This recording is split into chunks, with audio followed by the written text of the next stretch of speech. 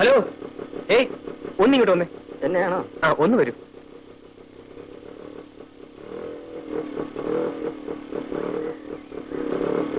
ഈ നാട്ടുകാരനല്ലേ? അതെ. എന്റെ പേര് ബാബു. വീട് എറണാകുളത്താ. ഈ നാട്ടിൻ പുറമൊക്കെ ഒന്ന് ചുറ്റിക്കാണുന്നുണ്ട്. ഒന്ന് സഹായിക്കോ?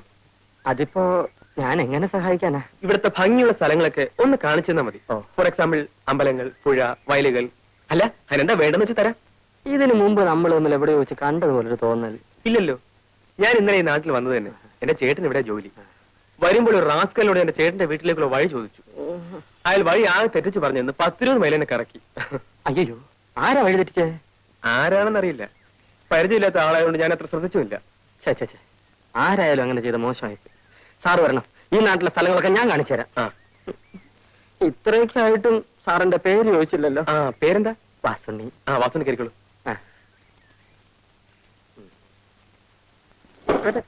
എന്താ മടങ്ങിയിരിക്കും.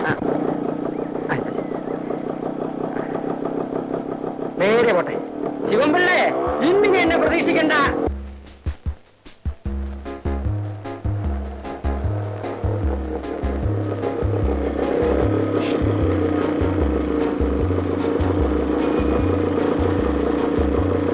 എന്താ സാർ ഇവിടെ നിർത്തിയത്? ഇറങ്ങൂ, പറയാം. ഇതേത് സ്ഥലമാ സാർ? നമ്മൾ പുറപ്പെട്ടെടുത്ത് നിന്ന് ആ. കൃത്യം 30 മൈലിൽ പോകുന്നു. ആഹാ. ഇവിടുന്ന് 30 മൈൽ പടിഞ്ഞാറോട്ട് പോയാൽ ഒരു പള്ളി കാണും, പഴകുറ്റിപ്പള്ളി. അവിടെ ചെന്ന് ആരോട് ചോദിച്ചാലും തന്നെ വീട് കാണിച്ചു തരും. മനുഷ്യനെ വഴിതെറ്റിക്കാൻ നടക്കുന്നു റാസ്കൽ.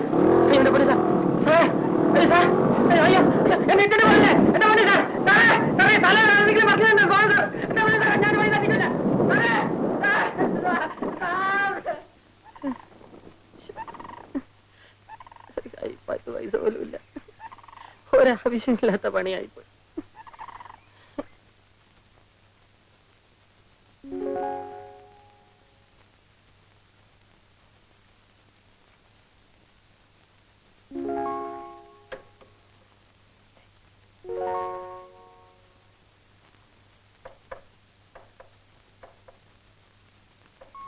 ഇനി വന്നേ.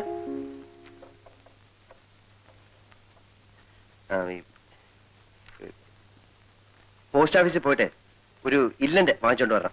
ഇൻലൻഡ് എന്തെങ്കിലും ഉണ്ട് സാർ, ഞാൻ തരാം.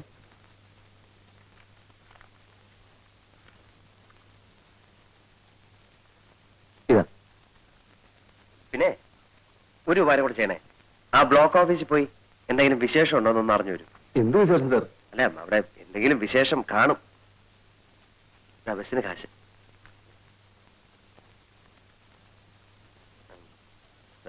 ഭാസ്കരല്ലേ സാർ? നീ വന്നേ. പിന്നെ ആരുടെ കല്യാണത്തിന് എന്തോ പോവാൻ ലീവോ മറ്റോ വേണമെന്ന് പറഞ്ഞിരുന്നില്ലേ? അതൊന്നല്ല സാർ, നാളെയാ. അത് ശരി, എന്നാലും ഇന്ന് തന്നെ ലീവ് എടുത്തോളൂ. കാരണം ഈ കല്യാണത്തിന്റെ തലേദിവസം എത്തുന്നത് നല്ലതല്ലേ? വളരെ സന്തോഷം.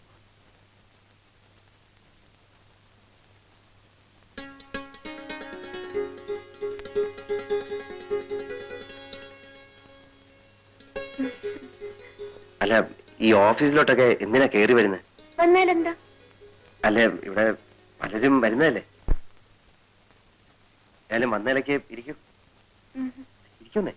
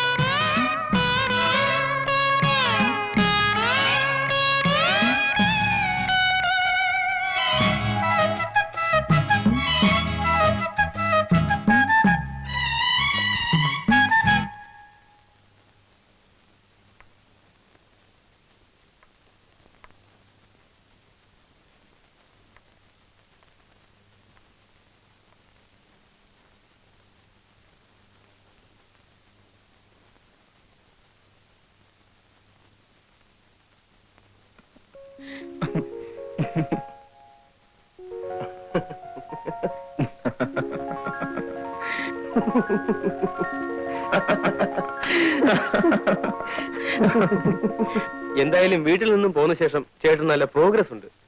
ഞാൻ സ്വപ്നത്തിൽ പോലും വിചാരിച്ചില്ല ചേട്ടൻ്റെ ഒരു കാമുകനാകാൻ സാധിക്കുമെന്ന്. ഹ, നീ ചുമ്മാരി ബാബു. ഈ കാമുകൻ കീമുകൻ എന്നൊന്നും പറയുന്നത് എനിക്ക് ഇഷ്ടമല്ല. അതെല്ലാ കാമുകന്മാരും പറയുന്നതാ. ഇതങ്ങനല്ല. ജീവിതത്തിൽ സുഖവും ദുഃഖവും പങ്കിടാൻ ഒരു പങ്കാളി വേണം തോന്നി. മനസ്സിലിറങ്ങിയ ഒരു നാടൻ പെൺകുട്ടിയെ കണ്ടെത്തുകയും ചെയ്തു. ഇപ്പോ ആകെ കൂടെ അസ്വസ്ഥതയായി. അത് എക്സ്പീരിയൻസ് ഇല്ലാത്തതുകൊണ്ടാ. എന്താ ചേട്ടന്റെ പ്ലാൻ? അവളെ ഉടനെ വിവാഹം കഴിക്കുക. സംഗതി സീരിയസ് ആയ നിലയ്ക്ക് കല്യാണം ഉടനെ നടത്തുന്നതാണ് ബുദ്ധി. അതാ ഞാനും ആലോചിച്ചത്. വീട്ടിൽ പോയി നമ്മുടെ അച്ഛനോടും അമ്മയോടും വിവരം പറഞ്ഞാലോ? ഐഡിയ കൊള്ളാം. പക്ഷെ അവിടെ ചെന്നാൽ മിസസ് തമ്പിയുടെ മകളെ കഴുത്തിൽ തൂക്കിയിട്ട് അവർ ചേട്ടനെ വിടൂ. പിന്നെ എന്ത് ചെയ്യും ബാബു? ഇത്തരം കാര്യങ്ങള് ചേട്ടനും അനിയനും തമ്മിൽ സംസാരിക്കുന്നത് ശരിയാണോ? നീ പറഞ്ഞേ. പ്രായപൂർത്തിയായ ഒരാൾക്ക് കല്യാണം കഴിക്കാൻ പെണ്ണിന്റെ അല്ലാതെ വേറെ ആരുടെ അനുവാദം വേണ്ട. അറിയാമോ ചേട്ടന്?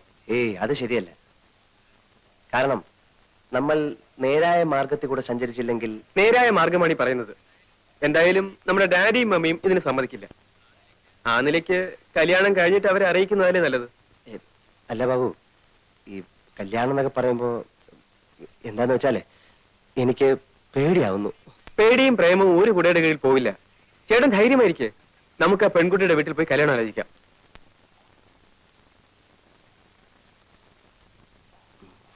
മമ്മിയുടെ ചെവിയിൽ ഈ വിവരം എത്തുന്നതിന് മുമ്പ് കല്യാണം നടത്തണം. അല്ലെങ്കിൽ എന്താ ഉണ്ടാവുന്നറിയോ? അവിടെ മറ്റേ പ്രശ്നം ചൂടുപിടിച്ചിരിക്കുക. ഇപ്പം രാധയുടെ വീട്ടിലേക്ക് ആര് പോവും ആലോചിക്കാൻ? അതിനൊക്കെ ഞാൻ മതി ചേട്ടാ. ഒരു കാരണവരെ കൂടി സംഘടിപ്പിച്ചാൽ പരിപാടി ഉഗ്രനായി. അല്ല, കാരണവരെയൊക്കെ സംഘടിപ്പിക്കാം. എന്നാ ബാക്കി കാര്യം ഞാൻ ഏറ്റു. ഞങ്ങൾക്ക് സമ്മതമാണ്. എന്നാലും കാരണവന്മാർ തമ്മിൽ ഇതിനെപ്പറ്റി ഒന്ന് സംസാരിക്കുക, ജാതകം കൈമാറുക, ഇങ്ങനെയൊക്കെ ചില നാട്ടാചാരങ്ങളൊക്കെ ഇല്ലേ? പട്ടണത്തിൽ എവിടെയാ നാട്ടാചാരം? അതൊക്കെ നമ്മുടെ ഇവിടെ അല്ലേ. അവിടെ ഇപ്പൊ താലി കെട്ടണമെന്ന് പോലും ഇല്ല. എങ്കിലും അവരിവിടം വരെ വരാതെ. ഞങ്ങളുടെ ഡാഡിയും മമ്മിയും പണ്ടേ പറഞ്ഞിട്ടുള്ളതാ. ഇക്കാര്യത്തിൽ ഞങ്ങളൊന്ന് തീരുമാനിക്കുന്നു, അതവർക്ക് സന്തോഷമാണ്. അല്ല, നമ്മുടെ മര്യാദ അനുസരിച്ച്. മര്യാദയല്ലേ അവര് പറഞ്ഞത്? ഇത്തരം കാര്യങ്ങളൊക്കെ അധികം നീട്ടിക്കൊണ്ടുപോകാതിരിക്കുന്ന ഭംഗി. കല്യാണത്തിനെങ്കിലും അവര് വരുവോ? അതറിയില്ല. എന്തായാലും ഞാനുണ്ടാവും. ചേട്ടനൊന്ന് വഴിമാറി കിട്ടിയിട്ട് വേണം അനിയന് പ്രവേശിക്കാൻ, അല്ലേ? നല്ലൊരു ദിവസം നോക്കി നമുക്കങ്ങ് നടത്താം. അതെ, ചേട്ടൻ കല്യാണത്തിന് സമ്മതിക്കില്ലെന്ന് പറഞ്ഞ് മമ്മിക്ക് വലിയ സങ്കടമായിരുന്നു. അവരെ നമുക്കൊന്ന് അത്ഭുതപ്പെടുത്തുകയും ചെയ്യാം. എന്നാ പിന്നെ എല്ലാവരും തീരുമാനിക്കുന്ന പോലെ അങ്ങ് ആയിക്കോട്ടെ. ഇതാ കാണുന്ന പണി, ഇതാ പണി, ഇതാ പണി. ഇവിടെ നിർത്തി, ഇവിടെ നിർത്തി, ഇവിടെ നിർത്തി, ഇവിടെ നിർത്തി. ശരി, മോൻ പൊക്കോ. ഇവിടം വരെ വന്നിട്ട് അമ്മാവന്റെ വീട്ടിൽ കയറാതെ പോകുന്നത് ശരിയാണോ? ഒരു തെറ്റുമില്ല, തിരക്ക് കാണും. മോൻ പൊക്കോ. എനിക്ക് ഒരു തിരക്കുമില്ല. അമ്മാവൻ വരും. എന്താ വാതിലേക്ക് അടച്ചിട്ടിരിക്കുന്നത്? ഇവിടെ ആരുമില്ലേ? ഉണ്ടല്ലോ ഉണ്ടല്ലോ. ഭാരതി, വാല് പറഞ്ഞോളൂ, വാല് പറഞ്ഞോളൂ. ഞാൻ വന്നു. ഹലോ, മകളാണോ? അല്ല, ഭാര്യ. ഓ, ഐ എം സോറി. ഇരിക്കൂ. Thank you.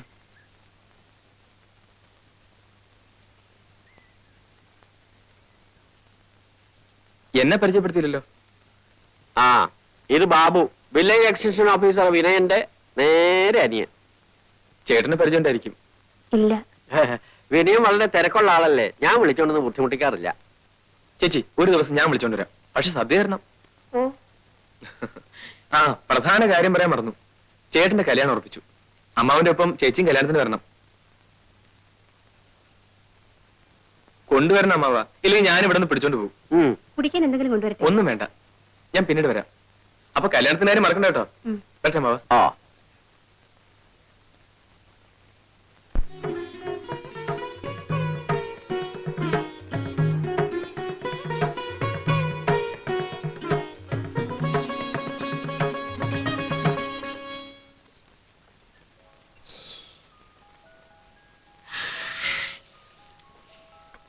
ഈ പാല് ആർ കുടിക്കാനാ? ചേച്ചിക്ക് കുടിക്കാൻ അമ്മ ഒഴിച്ചതായിരിക്കും. അതെന്താ ചേച്ചിക്ക് മാത്രം? നിനക്ക് വല്ലതും അറിയോ? കല്യാണം എന്ന് വെച്ചാൽ അതൊക്കെ വേണം. നമുക്ക് എടുത്ത് കുടിക്കാം. അമ്മ അറിഞ്ഞാ നമ്മളെ കൊല്ലും. അമ്മയുടെ വിചാരം നമ്മൾ വീട്ടിലേക്ക് ഉറങ്ങാൻ പോയിരിക്കാന്നാ. എന്നെ നമുക്ക് എടുത്ത് കുടിച്ചിട്ട് പോകാം. കുടിക്കുക. എനിക്ക് എനിക്ക്